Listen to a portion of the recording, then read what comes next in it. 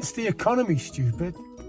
Hi, my name's Joe O'Connor, founder and CEO of the Transformer Company.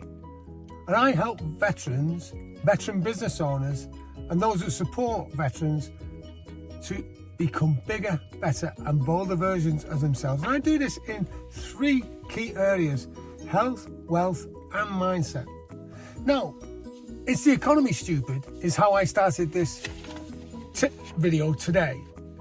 And what that's all about is back in 1992, when President Clinton was on his massive presidential campaign against George H.W. Bush, James Carville, a supporter of his and the campaign organizer, said to him, "The economy's stupid." And then it was later quipped on a TV show, added to, "It's the economy, stupid." Now, in 1991, just after the ground war of Kuwait, which you may or may not remember, President Bush was really ranking high at 90% favoritism by the Americans to poll. In 1992, that had dropped significantly, and that's when he lost the election.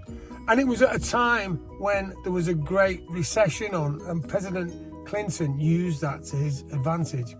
Now, at the current time, which is February 2022, we're going through something that could be seen as a difficult period. Certainly the last 2 years with quantitative easing and the pandemic has really stretched us. And I've made a few notes, right? The Bank of England's mission is to control inflation at 2%, right? That's a given.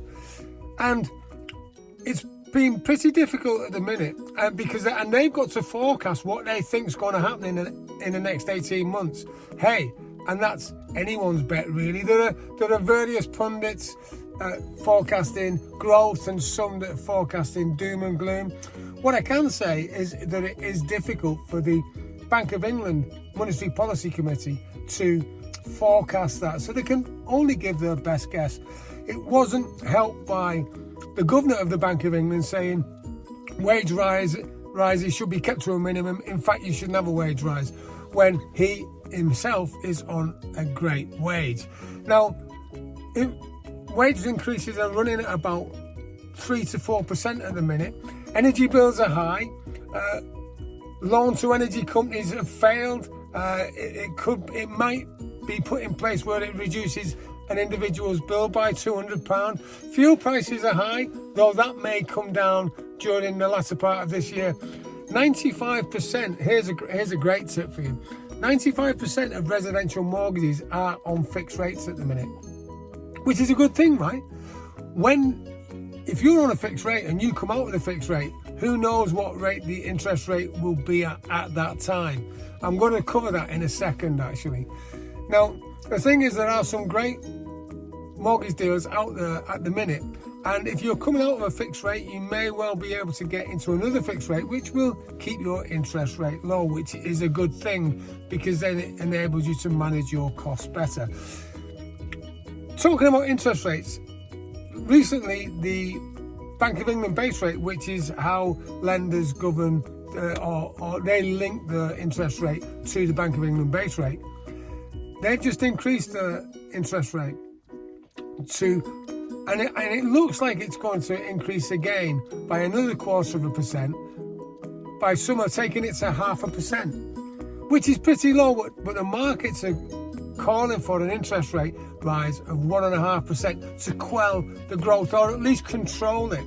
And so I see 2 more interest rate rises of 1/4% each time. And if that happens back to back, it will be the first time interest rates have gone back to back increases for 18 years.